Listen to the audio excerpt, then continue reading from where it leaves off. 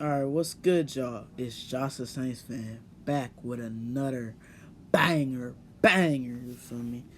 And in this video, I'm gonna be talking about why, in my opinion, Jaydayoungan hasn't lived up to the success of 23 Island. Now, I have four reasons, in my opinion, to why Jaydayoungan has not lived up to the success of his big major hit that has gone that has gone gold and platinum. It has sold over 1 million copies and it has 90 million views currently on YouTube at the time of this recording. Now, the first reason why I think Jaydayoungan hasn't lived up to the success of his major hit 23 Island is because most people that heard them that heard 23 Island that was not fans of his music on like that know him from that song, but his real fans know he makes more street music than quote unquote love songs. But if you like 23 Island but you wasn't a fan of Jaydayoungan, you probably expected more songs to sound like 23 Island. Okay, that makes perfect sense, right? So if you expect something but it doesn't come to you, then you know what I'm saying?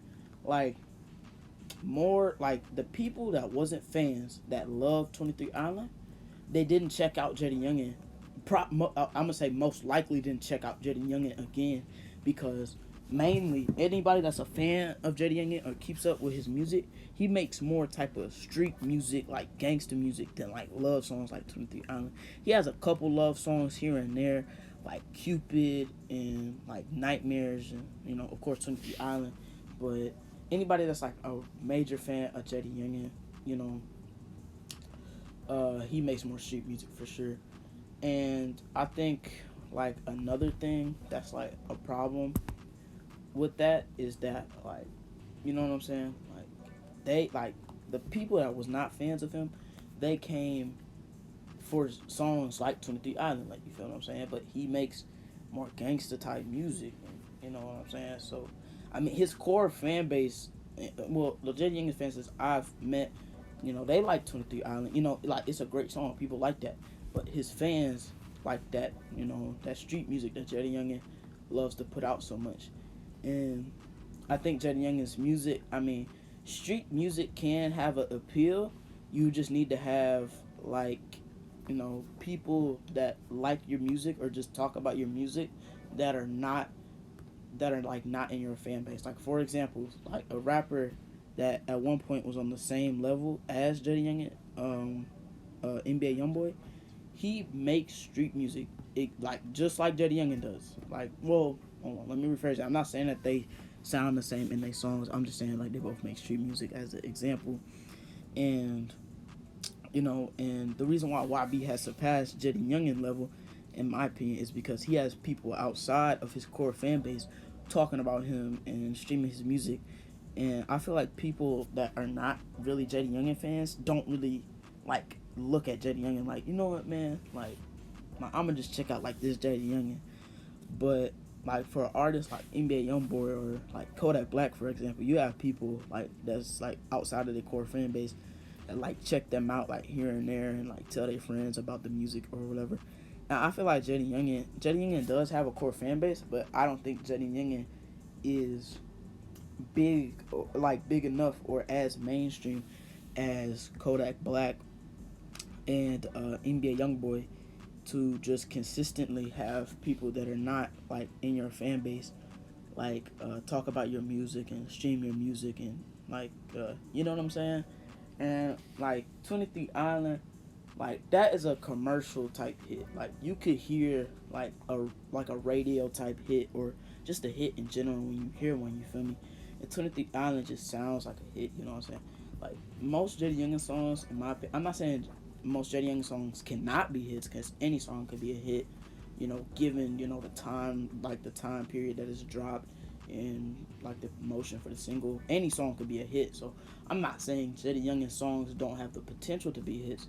I'm just saying they don't sound like hits. Some of my favorite Jaydayoungan songs, Facts and Down to Business and Iron Slang and stuff like that, them do not sound like mainstream mainstream appealing songs. But even though NBA YoungBoy makes street music, it has a mainstream appealing sound. For example, Make No Sense.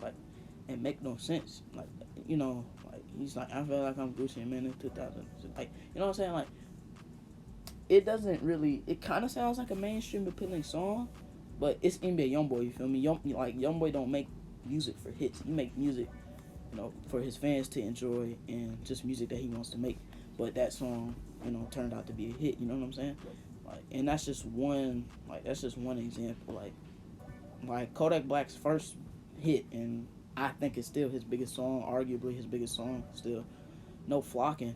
That does not have a mainstream appealing, you know, sound, but it's arguably Kodak Black's biggest hit. So, you know, I think Jaydayoungan, he just needs, you know, to meet to like one reason he needs to meet the success of 23 Island.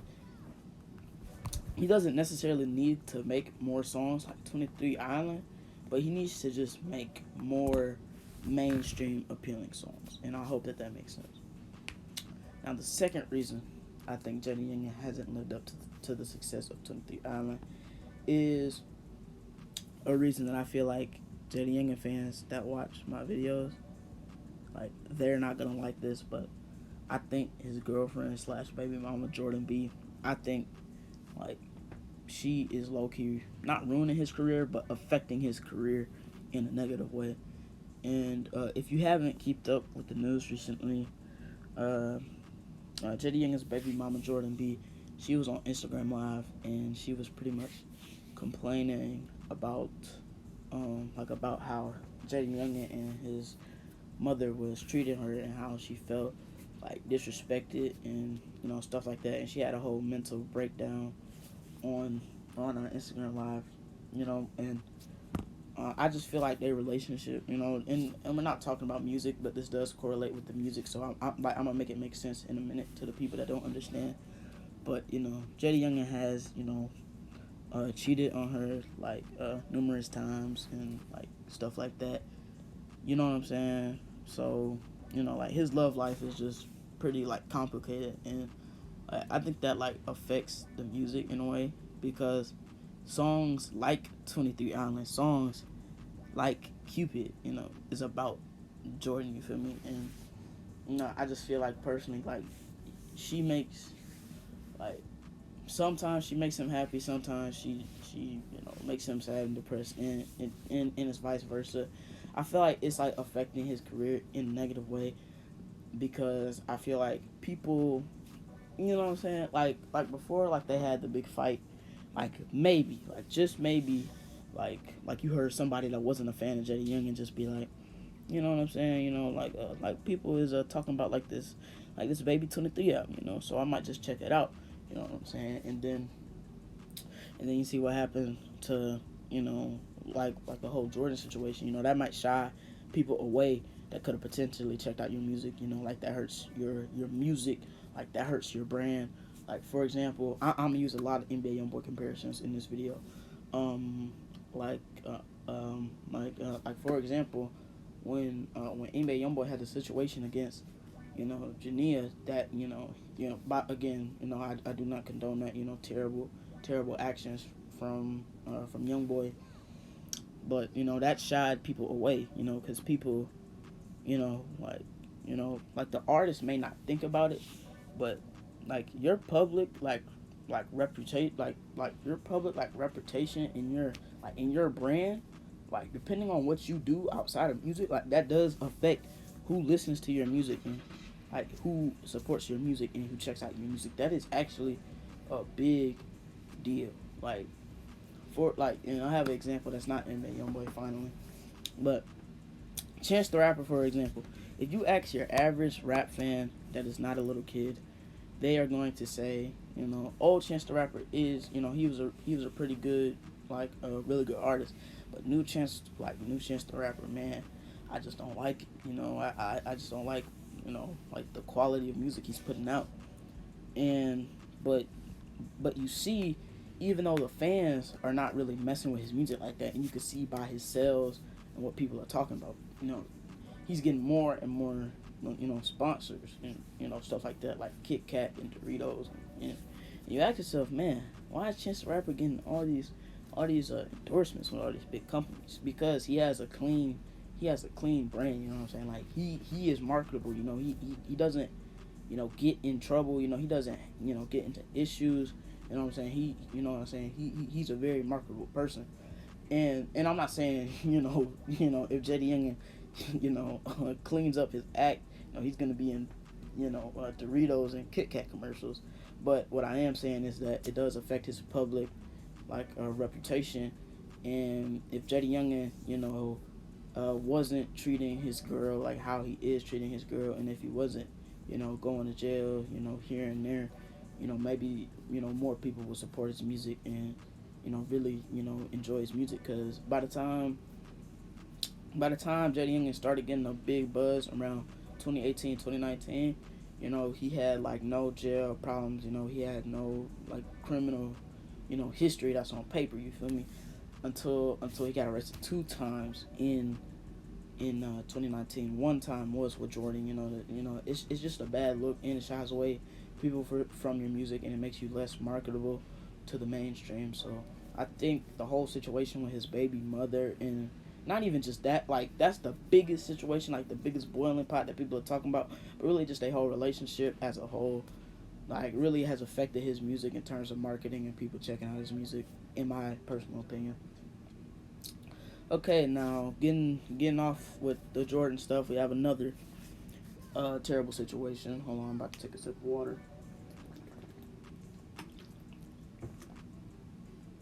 So the beef that Jaydayoungan has had with NBA YoungBoy, it's affected his career because it's literally terrible situations.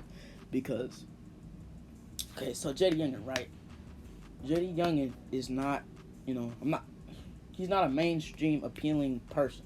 I'm not saying he cannot turn into that later, but as of right, as of the time of the beef and as of right now, he's not really a mainstream appealing artist, right?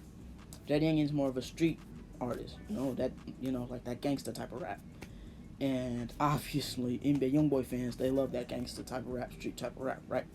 So Jaydayoungan had like people that are YB fans, like NBA YoungBoy fans, before the beef, they actually, they mess with Jaydayoungan. They like songs like Dot Dot and Repo, and Ops and all that stuff. But as soon as the beef started, like if y'all keep up with NBA YoungBoy fans, y'all know contrail sexuals do not play about they mans. As soon as the beef started and he dropped 38K and all that stuff, like all the YB fans, for the most part, some of them listen to him on the low, but for the most part, most of them stopped messing with Jaydayoungan. So you already don't make mainstream appealing songs for the mainstream.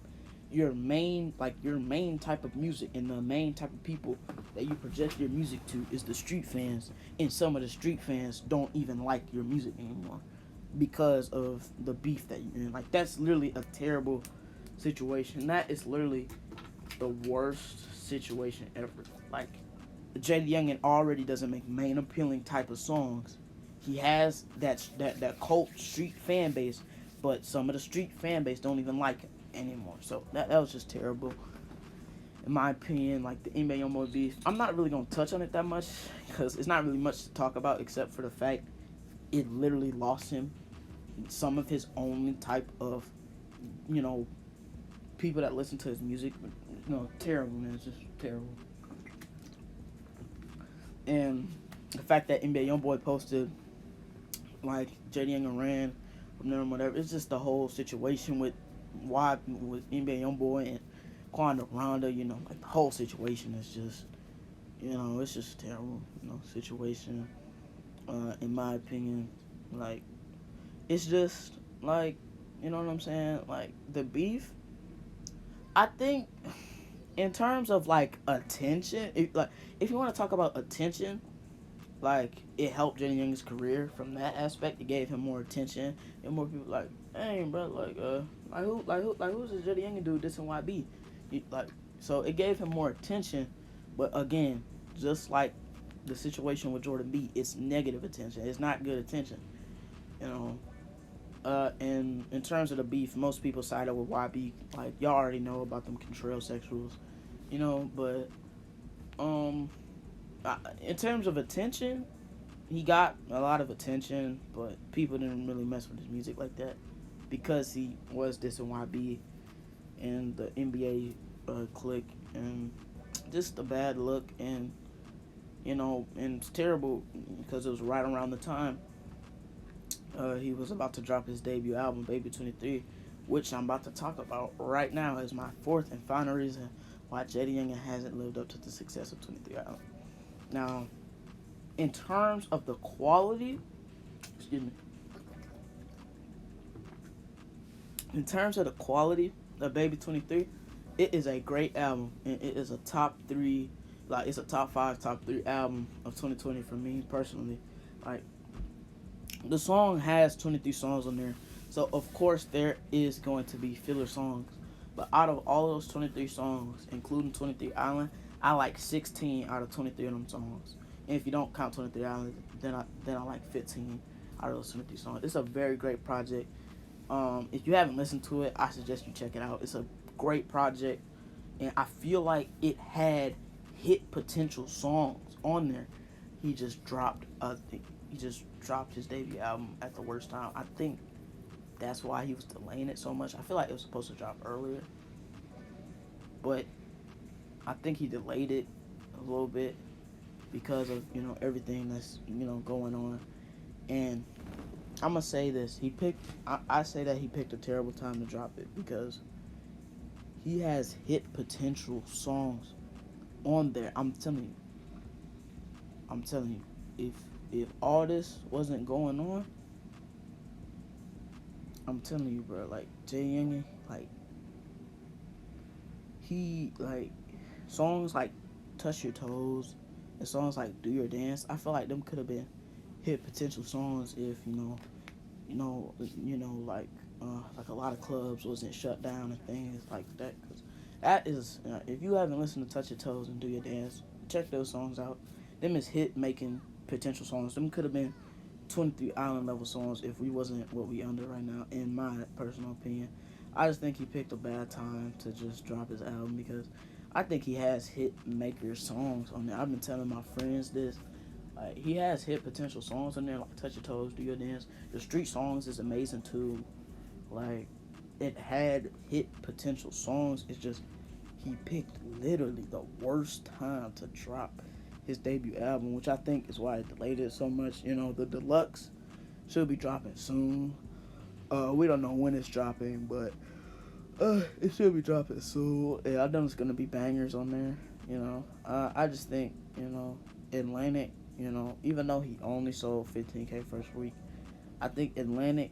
At this point, I think they should not look at how many units it sold, but look at the quality of the music and how they could build on and how they could build on the great quality of that music for the next project. So I feel like there was hit makers on that songs. Pretty much every song was good. I mean, if there's 23 songs on a project, there's gonna be filler songs. That's just the music industry. If an album has a lot of songs, in the case of Baby 23 with 23 songs, there's gonna be filler songs. Like, you know what I'm saying? Like like there's gonna be filler songs no matter what. But most songs are bangers on there. I think it's a top 5, top 3 rap album. If you haven't listened to it, go listen to it. It's fire. It has great street music. You know what I'm saying? It's just good. But yeah, I just think he picked the worst possible time, like under this whole this whole quarantine stuff. Like, if clubs wasn't shut down, I'm telling you, I'm gonna say it like I'm a broken record. I'm telling you, if clubs wasn't shut down, that song with Mulatto, Touch Your Toes, that would have been a hit. And the song with Moneybagg Yo, Do Your Dance, that could have potentially been a hit. You never know. And this is where I wrap up the video. I put in a lot of time and effort into this video, so make sure you like, comment, subscribe. Share the video with your friends. If you are a Jaydayoungan fan, I hope that you don't get offended by this video, and hopefully you watch until this point in the video, so you won't leave a dislike and cuss me out in the comments. But I am not saying Jaydayoungan has fall off. I have not. That is not what I'm saying in this video. What I'm saying why Jaydayoungan. I'm asking the question why Jaydayoungan hasn't lived up to the success of 23 Island, right? I'm not asking why did Jaydayoungan fall off, or how did Jaydayoungan fall off. I do not think Jaydayoungan has fallen off.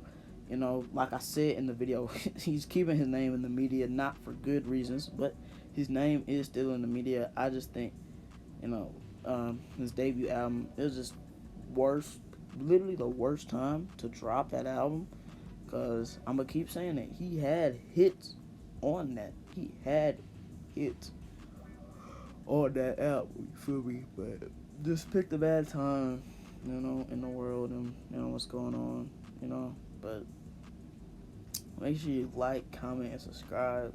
Like I said earlier, I feel like I've been repeating myself this whole video, but that's just because I'm freestyling. I don't, you know what I'm saying? I don't really, I didn't write down nothing. I just went, off the top, but yeah, I hope you really enjoyed the video. I enjoyed making this video.